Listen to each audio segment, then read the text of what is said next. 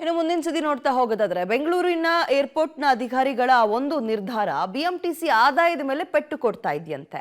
Airport ಅಧಿಕಾರಿಗಳ ನಿರ್ಧಾರಕ್ಕೂ BMTC ಆದಾಯಕ್ಕೂ ಎಲ್ಲಿಂದೆಲ್ಲಿಯ ಸಂಬಂಧ ಅಂದ್ರ ನಾವು ಹೇಳ್ತೀವಿ ಬನ್ನಿ. ಏರ್ಪೋರ್ಟ್ ಅಧಿಕಾರಿಗಳ ನಿರ್ಧಾರದಿಂದ ಬಿಎಂಟಿಸಿ ಆದಾಯಕ್ಕೆ ಕತ್ತರಿ. ಟರ್ಮಿನಲ್ 1ರಿಂದ ನಗರಕ್ಕಿಲ್ಲ ನೇರ ಬಸ್ ಸಂಚಾರ. ಕ್ಯಾಬ್ಗಳಲ್ಲಿ ಪ್ರಯಾಣಿಕರ ಸಂಚಾರ ಬಿಎಂಟಿಸಿಗೆ ಹೊಡೆತ. ಬೆಂಗಳೂರು ಅಂತಾರಾಷ್ಟ್ರೀಯ ವಿಮಾನ ನಿಲ್ದಾಣ ಕಡಿಮೆ ದರದಲ್ಲಿ ಏರ್ಪೋರ್ಟ್ನಿಂದ ನಗರಕ್ಕೆ ಸಂಚಾರ ಮಾಡೋಕೆ ಪ್ರಯಾಣಿಕರು ಬಿಎಂಟಿಸಿನೇ ಅವಲಂಬಿಸಿದ್ದಾರೆ. ಆದರೆ ಏರ್ಪೋರ್ಟ್ ಅಧಿಕಾರಿಗಳ ಆ ಒಂದು ನಿರ್ಧಾರದಿಂದ ಬಿಎಂಟಿಸಿಗೆ ತಿಂಗಳಿಗೆ 4 ರಿಂದ 5 ಲಕ್ಷ ಆದಾಯಕ್ಕೆ ಹೊಡೆತ ಬಿದ್ದಿದೆ. ನಾವು ಬಂದಿರ್ತೀವಿ, ಅರ್ಜೆಂಟ್ ಕೆಲಸ ಎಲ್ಲ ಇರುತ್ತೆ. ಸೊ ಅದಕ್ಕೋಸ್ಕರ ಡೈರೆಕ್ಟಾಗಿ ಇಲ್ಲಿಂದ ಸಿಟಿ ಕಡೆಗೆ ಹೋಗೋ ಬಸ್ಸುಗಳಾದರೆ ತುಂಬ ಅನುಕೂಲ. ಇದೊಂದು ಮತ್ತು ಬರೋವಾಗ ಕೂಡ ಡೈರೆಕ್ಟ್ T2ಗೆ ಇಲ್ಲ, ಡಿಪಾರ್ಚರಲ್ಲಿ ಇಲ್ಲಿಗೆ ಬಂದು ಇಲ್ಲಿಂದ ಬೇರೆ T2ಗೆ ಹೋಗಬೇಕು.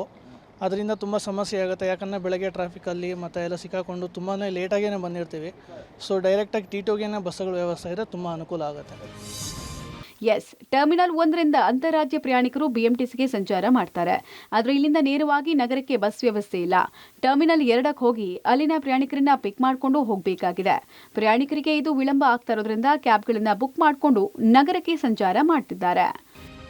ಟರ್ಮಿನಲ್ 1ರಿಂದ ನೇರವಾಗಿ ನಗರಕ್ಕೆ ಪ್ರವೇಶ ಕೊಡುವಂತಹ ಯಾವ ಬಸ್ನ ವ್ಯವಸ್ಥೆಗಳು ಕೂಡ ಇಲ್ಲ. ಇಲ್ಲಿಂದ ಟರ್ಮಿನಲ್ 1ನಿಂದ ಪ್ರಯಾಣಿಕರನ್ನು ಹತ್ತಿಸ್ಕೊಂಡು ಮತ್ತೆ ನೇರವಾಗಿ ಟರ್ಮಿನಲ್ 2ಗೆ ಹೋಗಬೇಕಾಗುತ್ತೆ. ಅಲ್ಲಿ ಇಂಟರ್ನ್ಯಾಷನಲ್ ಪ್ಯಾಸೆಂಜರ್ಗಳನ್ನು ಹತ್ತಿಸ್ಕೊಂಡು ಮತ್ತೆ ನಗರಕ್ಕೆ ಆ ಬಸ್ಸುಗಳು ಸಂಚಾರ ಮಾಡುತ್ತೆ. ಇಂಟರ್ನ್ಯಾಷನಲ್ ಟ್ರಾವೆಲರ್ಸ್ಗಳು ಬಿಎಂಟಿಸಿ ಬಸ್ಸುಗಳಿಗೆ ಸಂಚಾರ ಮಾಡೋದ್ರಲ್ಲಿ ತುಂಬ ಕಡಿಮೆ. ಸೊ ನೇರವಾಗಿ ಸಾಕಷ್ಟು ಲಗೇಜ್ಗಳನ್ನು ಇರೋ ಕಾರಣಕ್ಕಾಗಿ ಅವರು ಕ್ಯಾಬ್ಗಳನ್ನು ಬುಕ್ ಮಾಡಿಕೊಂಡು ಕ್ಯಾಬ್ಗಳ ಮೂಲಕವಾಗಿ ಅವರು ನಗರಕ್ಕೆ ಎಂಟ್ರಿಯನ್ನು ಆಗ್ತಾರೆ. ಆದರೆ T1ನಲ್ಲಿ ಡೊಮೆಸ್ಟಿಕ್ ಫ್ಲೈಟ್ಗಳಿಗೆ ಬಂದು ಆ ಪ್ರಯಾಣಿಕರು ನೇರವಾಗಿ ಬಿಎಂಟಿಸಿ ಬಸ್ಸುಗಳನ್ನೇ ಅವಲಂಬಿತರಾಗಿರ್ತಾರೆ. ಸೊ ಆ ಕಾರಣಕ್ಕಾಗಿ ನೇರವಾಗಿ ಟರ್ಮಿನಲ್ 1ನಲ್ಲಿ ಇಳ್ಕೊಂಡು ನೇರವಾಗಿ ಬಿಎಂಟಿಸಿ ಬಸ್ಸುಗಳಲ್ಲಿ ಸಂಚಾರ ಮಾಡೋದಕ್ಕೆ ಬರ್ತಾರೆ. ಆದರೆ ಇಲ್ಲಿಂದ ನಗರಕ್ಕೆ ನೇರವಾಗಿ ಯಾವ ಬಸ್ಸುಗಳ ಫೆಸಿಲಿಟೀಸ್ ಕೂಡ ಇಲ್ಲ. ಸೊ ಹೀಗಾಗಿ ಇಲ್ಲಿಂದ ಪಿಕ್ ಮಾಡಿ ಮತ್ತು T2ಗೆ ಹೋಗುವಂತಹ ಕಾರಣಕ್ಕಾಗಿ ಇಲ್ಲಿ ಡಿಲೇ ಆಗುತ್ತೆ.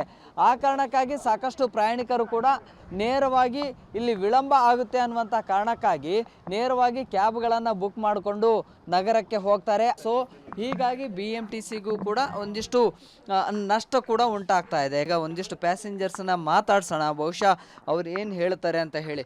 You have to keep 2 hours distance if you want to reach a destination. So ನೀವು total travel time which is 1 hour ಅಲ್ವಾ, ಅದರಲ್ಲಿ ಇನ್ನೂ 15 ನಿಮಿಷ 20 ನಿಮಿಷ ಅಂದರೆ ತುಂಬ ಜಾಸ್ತಿ ಆಗಿಬಿಡುತ್ತೆ. So that is very painful actually. ಮೊದಲು ಟರ್ಮಿನಲ್ 1ರಲ್ಲಿ ಬಿಎಂಟಿಸಿ ಪಿಕಪ್ ಡ್ರಾಪ್ಗೆ 2 ಪಾಯಿಂಟ್ಗಳಿದ್ವು. ಡಿಸೆಂಬರ್ನಲ್ಲಿ ಟರ್ಮಿನಲ್ 2ರಲ್ಲಿ ಬಿಎಂಟಿಸಿ ನಿಲ್ದಾಣ ಆರಂಭ ಆಗಿದೆ. ಹೀಗಾಗಿ ಟರ್ಮಿನಲ್ 1ರಲ್ಲಿ ಪಿಕ್ ಮಾಡಿಕೊಂಡು ಟರ್ಮಿನಲ್ 2ಕ್ಕೆ ಬರಲೇಬೇಕಾಗಿದೆ. ಹೀಗೆ ಪ್ರಯಾಣಿಕರಿಗೆ ವಿಳಂಬ ಆಗೋದ್ರಿಂದ ಕ್ಯಾಬ್ಗಳಲ್ಲಿ ಹೋಗ್ತಿದ್ದಾರೆ. ಬಿಎಂಟಿಸಿ ಈ ಬಗ್ಗೆ ಏರ್ಪೋರ್ಟ್ ಅಧಿಕಾರಿಗಳಿಗೆ ಪತ್ರ ಕೂಡ ಬರೆದಿದೆ. Prakash D Rampur, public TV, Bengaluru.